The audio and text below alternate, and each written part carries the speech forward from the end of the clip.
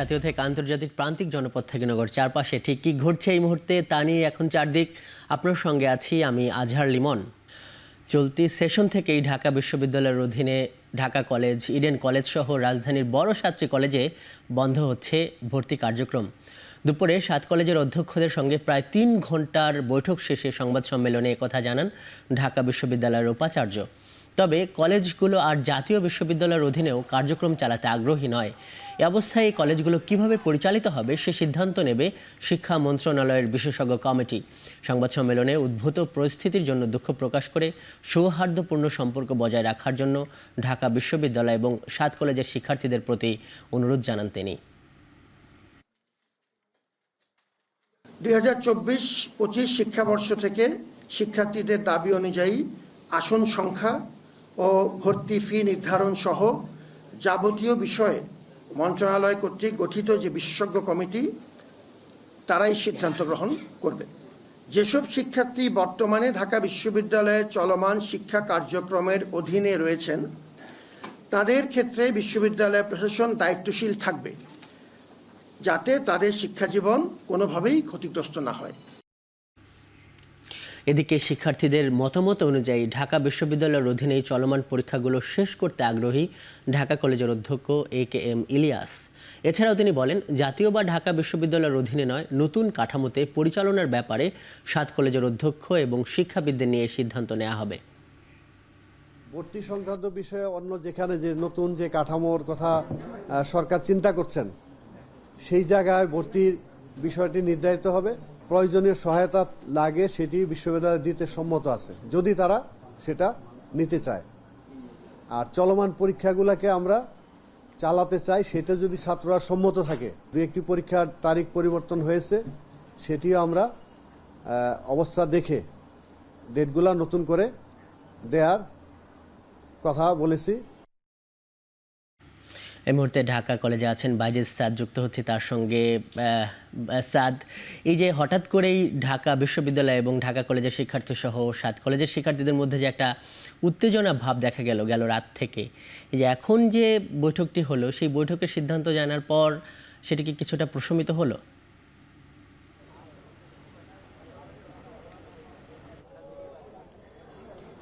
লিমন, যেমনটি বলছিলেন, মূলত ঢাকা বিশ্ববিদ্যালয়ের অধিভুক্ত যেই 7টি কলেজ ছিল তাদের কিন্তু দীর্ঘদিনের একটি প্রত্যাশার জায়গা ছিল এই জায়গা থেকে বের হওয়া, অর্থাৎ অধিভুক্তি থেকে বের হয়ে একটি স্বতন্ত্র বিশ্ববিদ্যালয় প্রতিষ্ঠা করা অথবা অন্য কোনো ভিন্ন উপায়ে তাদের শিক্ষা কার্যক্রম চালিয়ে নেওয়া।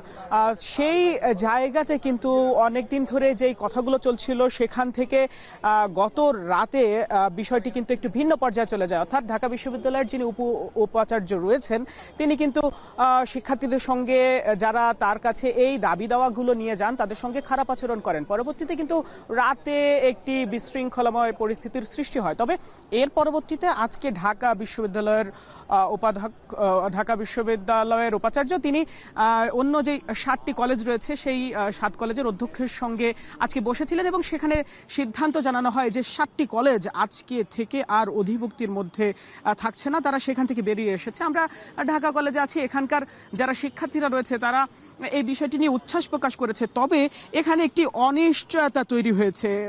আমরা কিছুক্ষণ আগেই ঢাকা কলেজের যিনি অধ্যক্ষ রয়েছে তার সঙ্গে আমরা কথা বলেছি। তিনি আমাদেরকে যেমনটি বলেছেন যে জাতীয় কিংবা ঢাকা বিশ্ববিদ্যালয় নয়, এর বাইরে গিয়ে একটি কাঠামো নিয়ে কথা হয়েছে এবং এটি 7 কলেজের যারা অধ্যক্ষ রয়েছেন, শিক্ষাবিদ রয়েছেন, শিক্ষার্থীরা রয়েছেন তাদের সঙ্গে আলোচনা করে এই বিষয়টি নিয়ে আসলে আগানো হবে। কিন্তু এক্ষেত্রে যেই 24-25 সেশনের যারা শিক্ষার্থীরা রয়েছেন তারা কিন্তু একটি অনিশ্চয়তার মুখে চলে যান। কেননা এই মুহূর্তে আসলে জাতীয় নয় আবার ঢাকা বিশ্ববিদ্যালয় নয়, তাহলে তারা কিভাবে ভর্তি হবে? অর্থাৎ ভর্তিচ্ছু যারা শিক্ষার্থীরা রয়েছে তারা কিন্তু একটি অনিশ্চয়তার মধ্যে রয়েছে। অন্যদিকে আমাদেরকে ঢাকা কলেজের অধ্যক্ষ যে গত রাতে যে ঘটনাটি ঘটেছে সেই বিষয়েও কিন্তু আমাদেরকে বলেছেন এবং তবে এই যে ভর্তি পরীক্ষা আসলে কোন প্রতিষ্ঠানের অধীনে হবে সে বিষয়ে কিন্তু তিনি বিশেষ কিছু জানাতে পারেননি এবং একই সাথে কবে নাগাদ এই সমস্যার সমাধান হবে সে বিষয়ে কিন্তু তিনি কিছু জানাননি। তিনি আমাদেরকে বলেছেন যে এই যে শিক্ষার্থীদের যে দাবি দাওয়াগুলো ছিল এই দাবি দাওয়াগুলো কিন্তু বেশিরভাগই মেনে নেওয়া হয়েছে, তবে ঢাকা বিশ্ববিদ্যালয়ের যেই উপাচার্য রয়েছেন তার পদত্যাগের বিষয় যেটি রয়েছে সেটি আসলে সংশ্লিষ্ট শিক্ষা প্রতিষ্ঠান সিদ্ধান্ত নেবে, অর্থাৎ ঢাকা বিশ্ববিদ্যালয় এই বিষয়ে সিদ্ধান্ত নেবে। এ বিষয়ে আসলে কিছু তিনি জানাতে পারেননি। আর তিনি আমাদের কাছে যেমনটি বলেছেন যে তিনি আশা প্রকাশ করেছেন যে 7 কলেজের যেই ক্লাস এবং পরীক্ষা রয়েছে সেইগুলো আলোচনার মাধ্যমে যাতে চালু থাকে শিক্ষার্থীদের সঙ্গে এবং সেই সাথে সাথে শিক্ষকদের সঙ্গে সবার সঙ্গে আলোচনার মাধ্যমে এই পরীক্ষাগুলো যাতে চালু থাকে সে ব্যাপারে তিনি বলেছেন এবং তিনি বলেছেন যে উপাচার্য শিক্ষার্থীদের সঙ্গে যেই খারাপ আচরণ করেছেন সেটি আসলে তিনি করতে পারেন না, এ বিষয়েও কিন্তু তিনি বলেছেন। আর আমরা শিক্ষার্থীদের সঙ্গে কথা বলেছি ঢাকা কলেজের, এখানে শিক্ষার্থীরা বলছে যে তারা কিন্তু খুবই উৎফুল্ল এবং খুশি, তবে আনুষ্ঠানিকভাবে এখন পর্যন্ত আমাদেরকে বিশেষ কোনো বিবৃতি দেওয়া হয়নি। এটি বিকাল 5টার পরে গিয়ে হচ্ছে যারা অধ্যক্ষ রয়েছেন অধ্যক্ষদের সঙ্গে একটি প্রতিনিধি দল এ বিষয়ে আলোচনা করবে এবং আলোচনা সভা শেষে তাদের যে আনুষ্ঠানিক প্রতিক্রিয়া সেটি জানাবে। আপাতত আমার কাছে এই ছিল সব শেষ। চাকরি জাতীয়করণের দাবি না মানা পর্যন্ত রাজপথ ছাড়বেন না বলে হুঁশিয়ার দিয়েছেন স্বতন্ত্র ইবতেদায়ী মাদ্রাসা শিক্ষকরা। দুপুরে রাজধানীর শাহবাগ থানার ডিসির সঙ্গে এক বৈঠক শেষে এই ঘোষণা দেন তারা। এর আগে রোববার ঢাকা বিশ্ববিদ্যালয়ের শিক্ষা ও গবেষণা ইনস্টিটিউটের সুপারিশের আলোকে প্রাথমিক বিদ্যালয়ের মতো স্বতন্ত্র ইবতেদায়ী মাদ্রাসা জাতীয়করণের ঘোষণাসহ 6 দফা দাবিতে জাতীয় প্রেস ক্লাবের সামনে অবস্থান নেয় স্বতন্ত্র ইবতেদায়ী মাদ্রাসা শিক্ষক ঐক্যজোট। এরপর তারা জাতীয় প্রেস ক্লাব থেকে ঢাকা বিশ্ববিদ্যালয়ের ভেতর দিয়ে শাহবাগ থানার সামনে পৌঁছলে পুলিশ জল কামান নিক্ষেপ করে।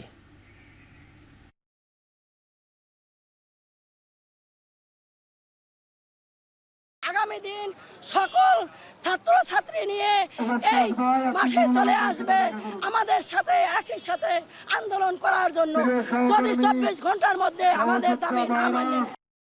ন্যূনতম প্রয়োজনীয় সংস্কার শেষে নির্বাচন, আধিপত্যবাদ বিরোধী রাষ্ট্র গঠন ও আওয়ামী ফ্যাসিবাদ শক্তির বিরুদ্ধে ইসলামী আন্দোলনের সঙ্গে একমত বিএনপি। আর সংস্কার শেষে 1-1.5 বছরের মধ্যে নির্বাচনের দাবি জানানোর সাথে জাতীয় ঐক্যসহ 10টি বিষয়ে বিএনপির সঙ্গে ঐক্যমত পোষণ করেছে ইসলামী আন্দোলন। দুপুরে 12টার দিকে রাজধানীর পুরানা পল্টনের নোয়াখালী টাওয়ারে ইসলামী আন্দোলনের কার্যালয়ে দলটির সঙ্গে বিএনপির বৈঠক হয়। গত 21 জানুয়ারি বরিশালে জামায়াত ইসলামী ও ইসলামী আন্দোলনের 2 শীর্ষ নেতার বৈঠকের পর আগামী নির্বাচনী জোটের রাজনীতিতে আলোচনা তৈরি হয়। এমন প্রেক্ষাপটে বিএনপিও বিভিন্ন ইসলামী দলের সঙ্গে আলোচনা শুরু করেছে। তারই অংশ হিসেবে গেল 22 জানুয়ারি খেলাফত মজলিসের শীর্ষ নেতাদের সঙ্গে বৈঠক শুরু করেন বিএনপির মহাসচিব। আজ ইসলামী আন্দোলনের শীর্ষ পর্যায়ের নেতাদের সঙ্গে সাক্ষাৎ করেছেন এই নেতা।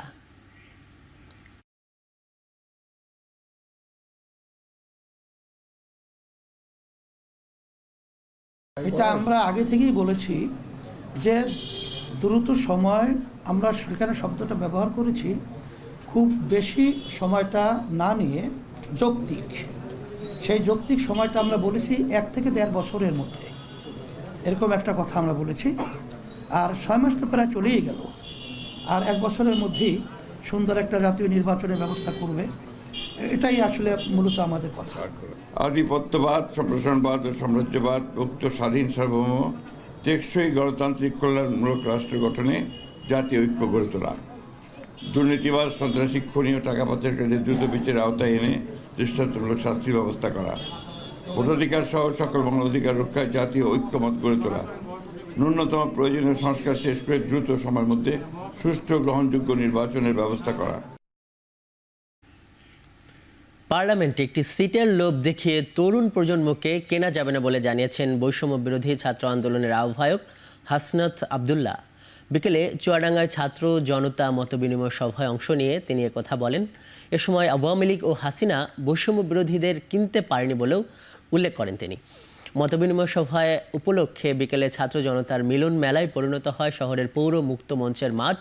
বিভিন্ন স্কুল কলেজের শিক্ষার্থী সহ নানা শ্রেণী পেশার মানুষ সমাবেশে অংশ নেন। পরে একে একে বক্তব্য রাখেন বৈষম্য বিরোধী ছাত্র আন্দোলনের জেলা ও কেন্দ্রীয় কমিটির নেতারা। এ সময় বর্তমান রাজনৈতিক প্রেক্ষাপট উল্লেখ করে তারা বলেন, বৈষম্যহীন বাংলাদেশ গড়তে সামাজিক অসঙ্গতি দূর করে গণতান্ত্রিক চর্চায় ছাত্র জনতাকে ঐক্যবদ্ধ থাকতে হবে। সভায় প্রধান অতিথির বক্তব্যে আওয়ামী লীগকে পুনর্বাসনের চেষ্টা চলছে বলে অভিযোগ করা হয়। এ সময় কেন্দ্রীয় জাতীয় নাগরিক কমিটি ও বৈষম্যহীন ছাত্র আন্দোলনের জেলা শাখার নেতাকর্মীরাও উপস্থিত ছিলেন। বর্তমানে দেশে প্রায় 13 লাখ রোহিঙ্গা রয়েছে। প্রতি বছর এই জনসংখ্যা প্রায় 30,000 করে বাড়ছে, একথা জানিয়েছেন পররাষ্ট্র মন্ত্রণালয়ের মুখপাত্র রফিকুল আলম। এদিকে সাইমা ওয়াজেদ পুতুলের বিশ্ব স্বাস্থ্য সংস্থার পদে না থাকার ব্যবস্থার বিষয়ে দুদকের কোনো চিঠি এখনও পররাষ্ট্র মন্ত্রণালয় পায়নি বলেও জানান তিনি।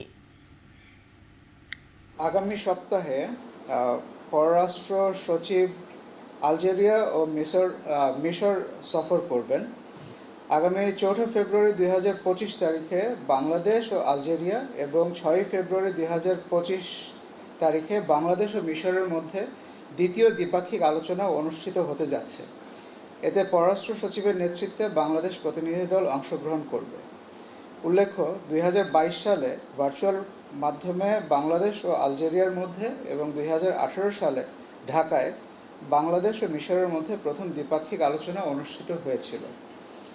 আফ্রিকার দ্বিতীয় ও তৃতীয় বৃহত্তম অর্থনীতির দুটি দেশ মিশর ও আলজেরিয়ার সাথে বাংলাদেশের রপ্তানি বাজার প্রসার এবং রপ্তানি পণ্যের বৈচিত্র্য আনয়নের ভালো সম্ভাবনা আছে। ব্যবসায়ী নাসির উদ্দিনকে মারধর ও হত্যা চেষ্টার অভিযোগে করা মামলায় চিত্রনায়িকা পরিমণি আদালতে আত্মসমর্পণ করে জামিন পেয়েছেন। আদালতের কাছে ন্যায় বিচারের প্রত্যাশা তার। সকালে ঢাকার চিফ জুডিশিয়াল ম্যাজিস্ট্রেট আদালতে আত্মসমর্পণ করেন পরিমণি। জামিনের আবেদন জানালে তা মঞ্জুর করেন আদালত। মারধর ও হত্যার হুমকির অভিযোগে ব্যবসায়ী নাসির উদ্দিনের দায়ের করা মামলায় গতকাল রোববার পরিমণির বিরুদ্ধে অভিযোগ গঠন করেন আদালত। এদিন পরিমণির আদালতে হাজির না থাকায় তার বিরুদ্ধে গ্রেপ্তারি পরোয়ানা জারি হয়। মারধর ও হত্যা চেষ্টার অভিযোগ এনে 2022 সালের 18 জুলাই ঢাকার আদালতে নালিশি মামলা করেন ব্যবসায়ী নাসির উদ্দিন। আমরা আজ বিজ্ঞ আদালতে আত্মসমর্পণপূর্বক জামিনের প্রার্থনা করেছিলাম। বিজ্ঞ আদালত জামিনের প্রার্থনা মঞ্জুর করেছেন এবং পরিমণি জামিন প্রাপ্ত। এখন আমি বিশ্বাস করি আমি আসলে ন্যায় বিচার পাবো, আর আপনারা আমার সাথে থাকবেন। এই ভালোবাসা নিয়েই আসলে আমি জিততে চাই। ছাগলকাণ্ডে আলোচনায় আসা জাতীয় রাজস্ব বোর্ডের সাবেক কর্মকর্তা মতিউর রহমানের বিরুদ্ধে দুদকের এক মামলায় জেল গেটে 3 দিনের জিজ্ঞাসাবাদের নির্দেশ দিয়েছেন আদালত। দুপুরে শুনানি শেষে ঢাকা মহানগর সিনিয়র স্পেশাল জজ জাকির হোসেনের আদালত এই আদেশ দেন। এই মামলায় 7 দিনের রিমান্ড চেয়ে আবেদন করে দুদক। আসামি পক্ষের আইনজীবীরা রিমান্ড বাতিল চেয়ে জামিনের আবেদন করেন। রাষ্ট্রপক্ষের বিরোধিতা করে উভয় পক্ষের শুনানি শেষে আদালত জামিন ও রিমান্ড আবেদন নামঞ্জুর করে জেল গেটে জিজ্ঞাসাবাদের আদেশ দেন।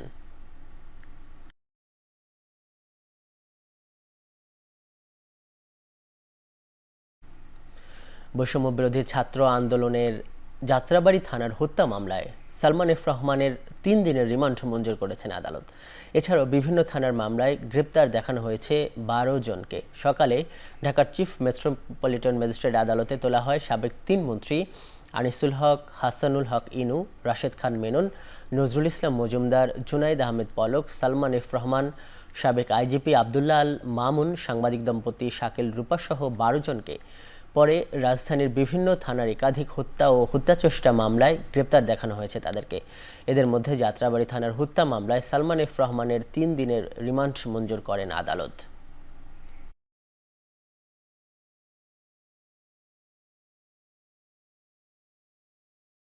বারো জনকে আজকে বিজ্ঞ আদালতে বিভিন্ন থানার মামলায় হত্যা এবং হত্যা প্রচেষ্টার মামলায় তদন্তকারী কর্মকর্তাগণ আজকে বিজ্ঞ সিএম আদালতে উপস্থাপন করেন। তার মধ্যে সালমান এফ রহমান, অবৈধ মন্ত্রী আনিসুল হক, অবৈধ মন্ত্রী জুনাইদ আহমেদ পলক এবং পুলিশের কর্মকর্তা চৌধুরী আবদুল্লাহ আল মামুন, আইজিপি আবদুল্লাহ আল মামুন সহ প্রায় 12 জনকে আজকে বিজ্ঞ আদালতে বিভিন্ন মামলায় গ্রেপ্তার দেখানোর জন্য, হত্যা মামলায় এবং হত্যা প্রচেষ্টা মামলায় গ্রেপ্তার দেখার জন্য তদন্তকারী কর্মকর্তারা উপস্থাপন করেন। খুলনা বিভাগীয় ট্যাঙ্ক লরি শ্রমিক ইউনিয়নের সাধারণ সম্পাদক আলী আজিমের গ্রেপ্তারের প্রতিবাদে কর্মবিরতি পালন করছেন ট্যাঙ্ক লরি শ্রমিকরা। এতে খুলনার পদ্মা, মেঘনা, যমুনা ওয়েল ডিপো থেকে জ্বালানি তেল উত্তোলন বন্ধ রয়েছে। পাশাপাশি বন্ধ রয়েছে দেশের 16 জেলায় তেল পরিবহন। ডিপোগুলোর সামনে জমে আছে ট্যাঙ্ক লরির ভিড়। দাবি আদায়ে সকালে খুলনা বিভাগীয় ট্যাঙ্ক লরি শ্রমিক ইউনিয়ন কার্যালয় চত্বরে বিক্ষোভ সমাবেশ করেন শ্রমিকরা। দাবি আদায় না হওয়া পর্যন্ত কর্মসূচি চালিয়ে যাওয়ার ঘোষণা দেন তারা। এর আগে রোববার দুপুরে নাশকতার মামলায় আলী আজিমকে গ্রেপ্তার করে পুলিশ। এর প্রতিবাদে বিকেলেই কর্মবিরতির ডাক দেন শ্রমিকেরা।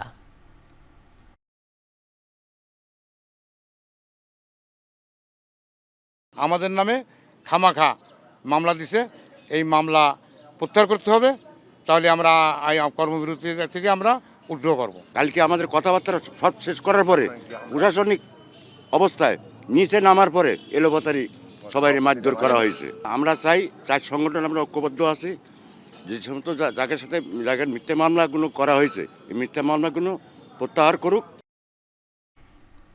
নতুন করে ভাড়া নির্ধারণ, সড়ক পরিবহন আইন 2018 বাতিল সহ 11 দফা দাবিতে আন্দোলনের ঘোষণা চট্টগ্রাম প্রাইম মুভার ও ফ্ল্যাট বেড ওনার্স অ্যাসোসিয়েশনের। দাবি না মানলে আগামী 10 ফেব্রুয়ারি থেকে 48 ঘন্টা পণ্য পরিবহন বন্ধ রাখার ঘোষণা দেন সংগঠনের নেতারা। দুপুরে চট্টগ্রাম প্রেস ক্লাবে সংবাদ সম্মেলন করে দাবি ও আন্দোলনের কথা জানায় সংগঠনটি। এ সময় বক্তারা পরিবহন খাতের বিভিন্ন সমস্যার কথাও তুলে ধরেন। পাশাপাশি নতুন করে পরিবহন খাত বান্ধব আইন প্রণয়ন, গাড়ির ওজন ও মাইলের ভিত্তিতে নতুন ভাড়া নির্ধারণ, ভাড়ায় চালিত গাড়ির অগ্রিম আয়কর সর্বোচ্চ 10,000 টাকায় নামিয়ে আনা সহ 11 দফা দাবি পেশ করেন। আগামী 9 ফেব্রুয়ারির মধ্যে সব দাবি না মানা হলে 10 ফেব্রুয়ারি ভোর 6টা থেকে লাগাতার 48 ঘন্টা গাড়ি চলাচল বন্ধ রাখার ঘোষণা দেন সংগঠনের নেতারা। 11 দফা দাবির সমস্যা সমূহ যদি আগামী 9 ফেব্রুয়ারি 2025 তারিখের মধ্যে সমাধান করা না হয়, আগামী 10 ফেব্রুয়ারি 2025 তারিখ রোজ সোমবার সকাল 6 ঘটিকা হইতে পরবর্তী 48 ঘন্টা লক আউটের মাধ্যমে গাড়ির বন্ধের কর্মসূচি পালন করা হবে। সিন্ডিকেট করে বিমান টিকিটের মূল্য বৃদ্ধি, মালয়েশিয়া সহ অন্যান্য দেশের সিন্ডিকেটের মাধ্যমে জনশক্তি রপ্তানি ও সৌদি আরবে একক ভিসা বহির্গমন ছাড়পত্র বন্ধের দাবি জানিয়েছে Bangladesh association of international recruiting agency বায়রার সম্মিলিত সমন্বয় ফ্রন্ট নামের একাংশ। সকালে সেগুন বাগিচায় তারা এই দাবি করেন। এখানে ছিলেন এই বায়রার সাবেক সভাপতি MAH সেলিম। তিনি দাবি করেন যে বিগত সরকারের আমলে সিন্ডিকেটের মাস্টার মাইন্ডরা এই সরকারের সময়ও সিন্ডিকেট করে মালয়েশিয়াতে কর্মী রপ্তানির চেষ্টা করছে। এছাড়া এক শ্রেণীর অসাধু ট্রাভেল এজেন্সি ও এয়ারলাইন্স এবং বিমানের কিছু কর্মকর্তা কর্মচারী নামে বেনামে অগ্রিম টিকিট বুকিং দিয়ে কৃত্রিম সংকট তৈরি করে টিকিটের মূল্য বাড়িয়ে যাত্রীদের থেকে হাজার হাজার টাকা লুটপাট করছে। টিকিটের মূল্য বৃদ্ধি, অভিবাসন ব্যয় বৃদ্ধির অন্যতম কারণ উল্লেখ করে সংবাদ সম্মেলনে অতি দ্রুত এই সিন্ডিকেট ভেঙে দেওয়ার দাবি জানায় সংগঠনটি।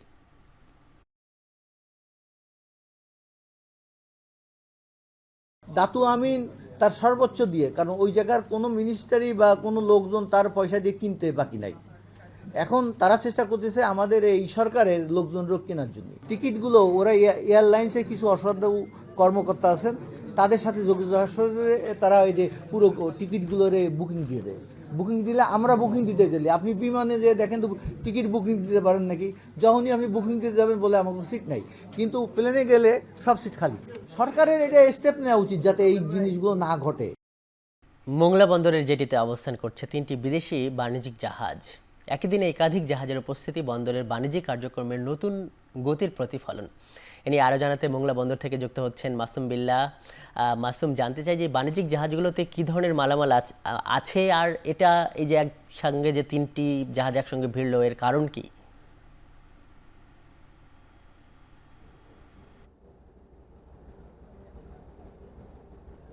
লিমন, আপনার প্রশ্নটি শুরু এই যে জাহাজ 3টিতে কিন্তু এর মধ্যে যদি একটু বলি, মার্চ পোর্ট কেলেন যে জাহাজটি, এটা গতকালকে বন্দরে এসেছিল 342টি কন্টেইনার নিয়ে, এবং আজকে বন্দরে যে 2টি জাহাজ এসেছে তার ভিতরে একটি রিকন্ডিশন গাড়ির জাহাজ এসেছে এবং আরেকটি জাহাজ এসেছে রূপপুর পারমাণবিক বিদ্যুৎ কেন্দ্রের জাহাজ।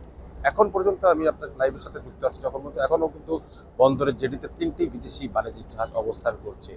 এর মধ্যে কিছুক্ষণ পরে বন্দর ত্যাগ করবে মার্চ পোর্ট কেলেন যে জাহাজটি গতকালকে এসেছিল। সেই জাহাজটি রিকন্ডিশন গাড়ি খালাসের কাজ চলছে। আমার পেছনে একটি রিকন্ডিশন গাড়ি 539টি রিকন্ডিশন গাড়ি নিয়ে একটি জাহাজ এসেছে, পানামার পতাকাবাহী জাহাজ বাটা ভেস্টার। এই জাহাজটি দুপুর নাগাদ মোংলা বন্দরের জেটিতে নোঙর করে এবং ইতিমধ্যে জাহাজ বাটা ভেস্টার, এই জাহাজটি দুপুর নাগাদ মোংলা বন্দরের জেটিতে নোঙর করে এবং ইতিমধ্যে কিন্তু জাহাজ থেকে গাড়ি খালাসের কাজ শুরু হয়ে গেছে। গাড়ি খালাস করে রাখা হয় বন্দরের শেডে এবং পরবর্তীতে কিন্তু আমদানিকারকরা শুল্ক প্রদান করে কিন্তু গাড়িগুলি ছাড়িয়ে নিয়ে যায়। এছাড়া বন্দরের অন্য একটি জেটিতে কিন্তু অবস্থান করছে রূপপুর পারমাণবিক বিদ্যুৎ কেন্দ্রের জন্য নিয়ে আসা একটি জাহাজ কেএস প্রজেক্ট। এটিও একটি পানামার পতাকাবাহী জাহাজ, যে জাহাজটি গত মাসের 28 তারিখ রাশিয়ার নভরস্কি বন্দর থেকে ছেড়ে এসে কিন্তু আজকে দুপুর নাগাদ মোংলা বন্দরের জেটিতে নোঙর করে। তো মোংলা বন্দরের জেটিতে জাহাজটি নোঙর করে প্রায় 685 প্যাকেজ 1290 মেট্রিক টন মালামাল নিয়ে।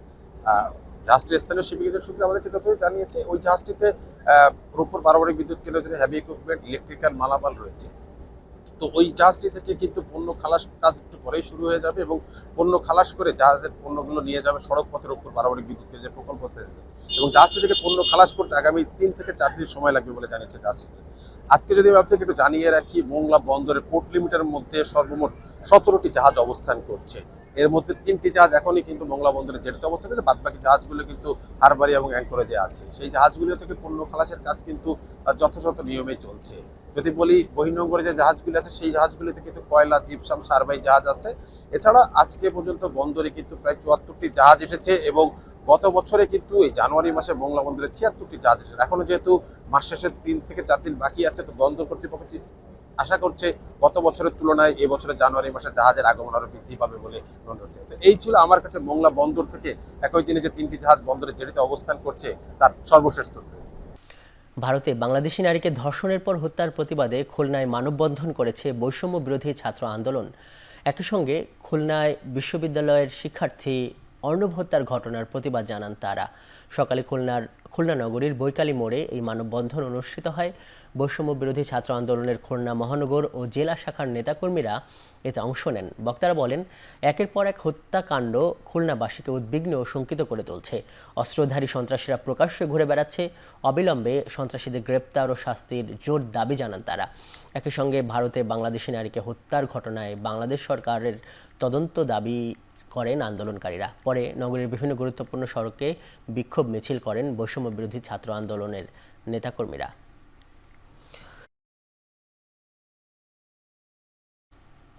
স্থায়ী ক্যাম্পাস নির্মাণের দাবি আদায় না হওয়া পর্যন্ত আন্দোলন চালিয়ে যাওয়ার ঘোষণা দিয়ে আজকের মতো অবরোধ প্রত্যাহার করেছেন রবীন্দ্র বিশ্ববিদ্যালয়ের শিক্ষার্থীরা। দুপুরে 2:30টার দিকে ঢাকা পাবনা মহাসড়ক থেকে অবরোধ তুলে নেন তারা। এর আগে বেলা 12টার দিকে নিজস্ব ক্যাম্পাস ও ভবন নির্মাণের দাবিতে বিশ্ববিদ্যালয়ের সামনে মহাসড়ক অবরোধ করেন আন্দোলনরত শিক্ষার্থীরা। এ সময় ব্যানার ও বিভিন্ন লেখা সম্বলিত প্ল্যাকার্ড নিয়ে স্লোগান দিতে থাকেন। বিক্ষোভ ও কর্মসূচির কারণে মহাসড়কে যান চলাচল বন্ধ হয়ে যায়, দেখা যায় যানজট। শিক্ষার্থীদের কর্মসূচির সঙ্গে একাত্মতা প্রকাশ করেছেন বিশ্ববিদ্যালয়ের উপাচার্য ও শিক্ষকরা। এ সময় স্থায়ী ক্যাম্পাসের দাবি দ্রুত মেনে নেওয়ার আহ্বান জানান আন্দোলনরত শিক্ষার্থীরা। আমরা কেন পার্টি সেন্টারে ক্লাস করব? পার্টি সেন্টারের আগে মদের বার ছিল, মদের বার। সেখানে আজকে আমাদের রবীন্দ্র বিশ্ববিদ্যালয়ের ছাত্রদের ক্লাস করতে হয়। আমাদের ক্যান্টিন এক জায়গায়, হল এক জায়গায়, আমাদের একাডেমিক ভবন এক জায়গায়। রবীন্দ্র বিশ্ববিদ্যালয় দীর্ঘ 8 বছর যাবৎ প্রতিষ্ঠিত হয়েছে, কিন্তু এখনো বিশ্ববিদ্যালয়ের স্থায়ী কোনো ক্যাম্পাস নেই। তারুণ্যের উৎসব উপলক্ষে বরিশালে শুরু হয়েছে 3 দিনের কারুশিল্প মেলা ও পিঠা উৎসব। এই উৎসব উপভোগ করতে ভিড় করছেন দর্শনার্থীরা। এই খবর জানাতে বরিশাল থেকে যুক্ত হচ্ছেন অমিত হাসান। অমিত, এখানে কি কি দেখা যাচ্ছে, আর এই মেলার মাধ্যমে এই যে কারুশিল্পীদের জীবনমান উন্নয়নের কোনো উদ্যোগ, কোনো ব্যবস্থা বা তাদের কি কোনো পরিবর্তন হবে জীবনে?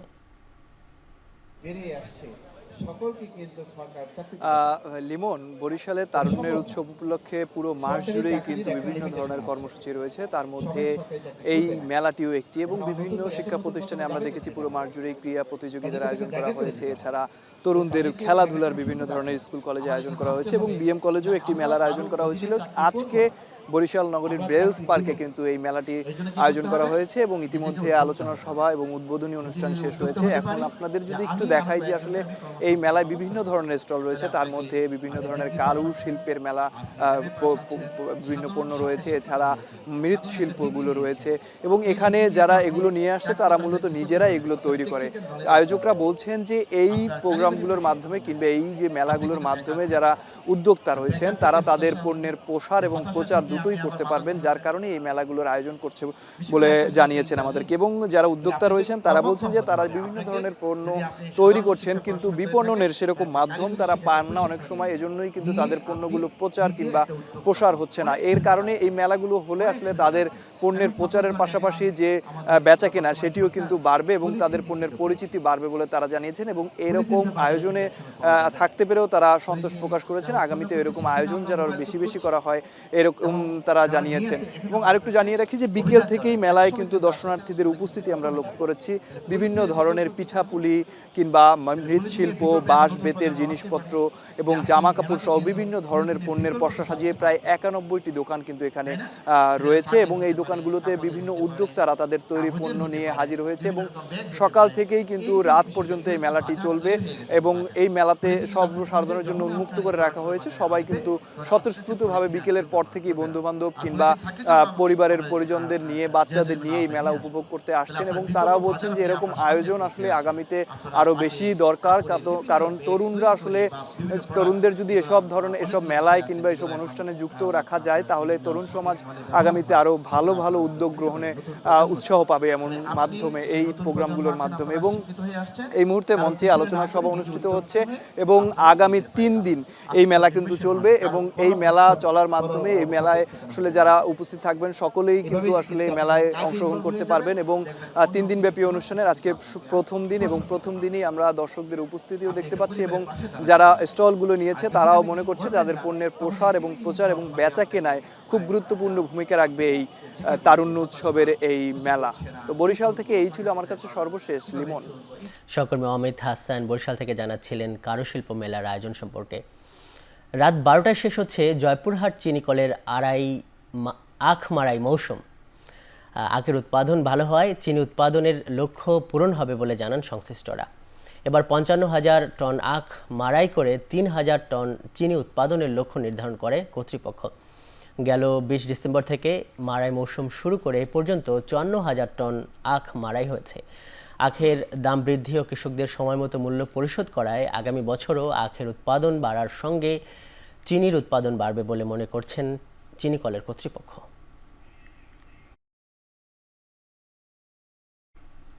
তামাক ব্যবহারের ফলে হৃদরোগ, স্ট্রোক, ফুসফুসের ক্যান্সার হবার ঝুঁকি 57% এবং অন্যান্য ধরনের ক্যান্সার হবার ঝুঁকি 109% বেড়ে যায়।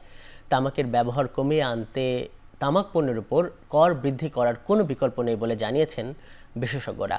রাজধানীর সিডাপ মিলনায়তনে জনস্বাস্থ্য সুরক্ষা ও রাজস্ব বৃদ্ধির লক্ষ্যে তামাক পণ্যের কার্যকর করারোপের দাবিতে স্বাস্থ্য সুরক্ষা ফাউন্ডেশনের আয়োজনে ইউথ কনফারেন্সে এসব কথা বলেন তারা। এতে বক্তারা জানান, তামাক কর ও দাম বৃদ্ধির প্রস্তাব বাস্তবায়ন করা হলে প্রায় 16 লাখ অকাল মৃত্যু রোধ করা সম্ভব এবং প্রায় 16 লক্ষ তরুণকে ধূমপান শুরু করা থেকে বিরত রাখাও যাবে। আসন্ন 2025-26 অর্থ বছরে তামাক পণ্যের উপর অতিরিক্ত কর বর্ধিত করে জনস্বাস্থ্য সুরক্ষায় গুরুত্বপূর্ণ ভূমিকা রাখার আহ্বান জানান বিশিষ্টজনেরা।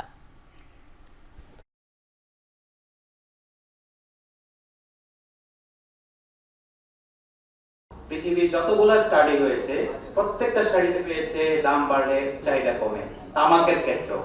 কিন্তু অন্য প্রোডাক্টের তুলনায় যতটুকু কমে এখানে হয়তো ওই এফেক্টটা অত স্ট্রং না, বাট এটা এফেক্ট করে। তামাক কোম্পানির সিএসআর বন্ধ করার কথা বলেছেন, দোকানের প্রদর্শনীর কথা বলেছেন, সিঙ্গেল স্টিকের কথা বলেছেন, এই সবগুলো এখানে সংযুক্ত আছে। আমরা আশা করছি এই আইনটি একটা রিভিউ কমিটির কাছে আছে, আমরা সেই রিভিউ কমিটির কাছে আপনাদের পক্ষ থেকে অনুরোধ জানাচ্ছি যাতে এই আইনটি দ্রুত কার্যকর করা হয়, পাশ করা হয়। আরএফএল গিজারে আছে ওয়ার্ল্ড ফ্লো টেকনোলজি, যা পানি গরম করে 20% কম বিদ্যুৎ খরচে, আর একবার অন করলেই পানি গরম থাকে 24 ঘন্টা। আরএফএল গিজার, উষ্ণ পানির পরশ। শাহজালাল আন্তর্জাতিক বিমানবন্দর কর্তৃপক্ষের বিশেষ ব্যবস্থায় লেবানন ফেরত গেছেন বাংলাদেশে আটকে পড়া 20 জন প্রবাসী। গেল 15 জানুয়ারি প্রবাসী কল্যাণ মন্ত্রণালয়ের নিরাপত্তা সংক্রান্ত চিঠির পরিপ্রেক্ষিতে বিমানবন্দরের ইমিগ্রেশন থেকে তাদের ফেরত পাঠানো হয়েছিল। এতে টিকিট কেটে যাত্রা বাতিল হওয়া, ভিসার মেয়াদ শেষ দিকে থাকা ও চাকরিতে যোগদানের সময় ঘনিয়ে আসায় অনিশ্চয়তায় পড়েছিল তারা। এ সময় বিমানবন্দরে বিক্ষোভ করে থাকা খাওয়া সহ পরবর্তী ফ্লাইটে দ্রুত লেবানন পাঠানোর দাবি জানান তারা। পরে শাহজালাল বিমানবন্দরের পক্ষ থেকে বিনা খরচে তাদের লেবানন পাঠানোর ব্যবস্থা করা হয়। এর আগে গেল 13 আগস্ট লেবাননে ইসরায়েলি হামলাকে কেন্দ্র করে নিরাপত্তা ইস্যুতে নতুন করে লেবানন ভ্রমণে নিষেধাজ্ঞা দেয় প্রবাসী কল্যাণ মন্ত্রণালয়। 15 জানুয়ারি আমাদের 20 জন সম্মানিত রেমিটেন্স আর্নার যারা কিনা ছুটিতে এসেছিল, তারা ইনফ্যাক্ট এয়ার অ্যারেবের একটা ফ্লাইটে যাওয়ার কথা ছিল। এই রেস্ট্রিকশনের কারণে তারা ইনিশিয়ালি ট্রাভেল করতে পারেননি। আমরা প্রবাসী মন্ত্রণালয়ের সচিব মহোদয়, চেয়ারম্যান সিভিল এভিয়েশন মহোদয় সকলের কন্ট্রিবিউশন নিয়ে আমরা এয়ার অ্যারেবের কাছে অ্যাপ্রোচ করেছি এবং আলহামদুলিল্লাহ এয়ার অ্যারেবের অথরিটি ওয়াজ ভেরি কাইন্ড। তারা আমাদের সম্মানিত যাত্রীদের জন্য যাবার ব্যবস্থা করে দিয়েছেন এবং গত কয়েকদিনে আমরা প্রায়োরিটি অনুযায়ী তাদের ডেটসগুলো দেখে সম্মানিত সকল 20 জনকে আমরা ট্রাভেলের ব্যবস্থা করে দিয়েছি। হিজবুল্লাহর সঙ্গে 60 দিনের যুদ্ধবিরতির শর্ত অনুসারে নির্ধারিত সময়সীমা রোববারের মধ্যে লেবাননের দক্ষিণ অঞ্চল থেকে সেনা প্রত্যাহার করেনি ইসরায়েল। উল্টো বসতভিটা ছেড়ে থাকা হাজার হাজার বাসিন্দারা যখন রোববার অঞ্চলটিতে ফিরছিলেন তখন বাধা দিল ইসরায়েলি বাহিনী। গুলি চালিয়ে লেবাননের সেনা সদস্যসহ হত্যা করল 20 জনের বেশি মানুষকে, আহত শতাধিক। এতে যুদ্ধবিরতির শেষ দিনে এসে লেবাননের দক্ষিণাঞ্চলে নতুন করে উত্তেজনার পারদ তুঙ্গে। হোয়াইট হাউসের এক বিবৃতিতে জানিয়েছে, নতুন করে শুরু উত্তেজনার মধ্যে 18 ফেব্রুয়ারি পর্যন্ত বাড়ানো হয়েছে যুদ্ধবিরতি চুক্তি। একই সঙ্গে 7 অক্টোবর 2023 সালের পরে বন্দি লেবানিজদের ফেরত পাঠানোর আলোচনা শুরুর প্রতিশ্রুতি দিয়েছে।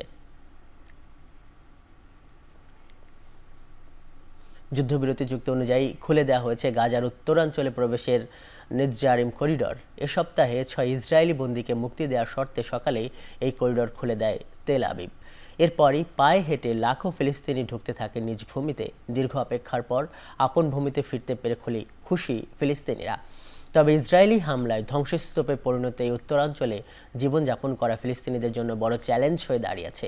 তাই ইসরায়েলকে এই অঞ্চল থেকে ধ্বংসস্তূপ সরিয়ে ফিলিস্তিনিদের জন্য বাসযোগ্য করে দেওয়ার নির্দেশ মার্কিন প্রেসিডেন্ট ডোনাল্ড ট্রাম্পের। এদিকে ফিলিস্তিনিদের মিশর ও জর্ডানে আশ্রয় নেওয়ার বিষয়ে ট্রাম্পের বক্তব্য প্রত্যাখ্যান করেছে হামাস। কলম্বিয়ার ওপর মার্কিন রপ্তানি পণ্যে 25% শুল্কের বোঝা চাপালো যুক্তরাষ্ট্র। পাল্টা শুল্ক আরোপের হুমকি দিয়েছে কলম্বিয়াও। এর মাধ্যমে ডোনাল্ড ট্রাম্পের অধীনে শুরু হলো শুল্ক যুদ্ধ।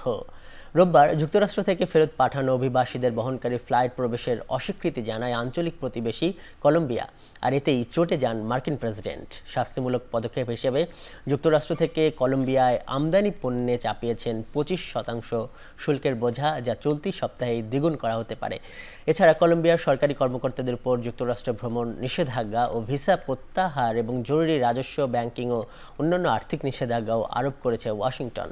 এর মধ্যে বোগোতায় মার্কিন ভিসা প্রক্রিয়া স্থগিত করা হয়েছে বলে নিশ্চিত করেছে যুক্তরাষ্ট্রের পররাষ্ট্র মন্ত্রণালয়। তাৎক্ষণিক প্রতিক্রিয়ায় একই ব্যবস্থা নিয়েছে বোগোতাও।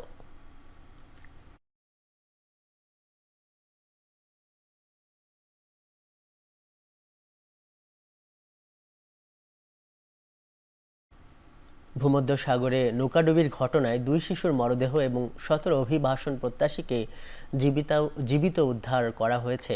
রোববার জার্মানির এনজিও সি পানকস এই তথ্য জানিয়েছে। মাল্টেস সার্চ অ্যান্ড রেস্কিউ এলাকা থেকে তাদের উদ্ধার করা হয়।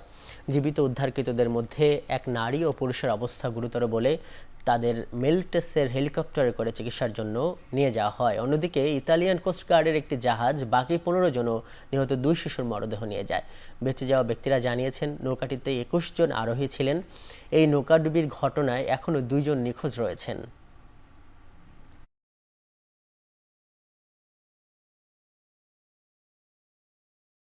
এই ছিল এখন চারদিকে। এতক্ষণ সঙ্গে থাকার জন্য ধন্যবাদ।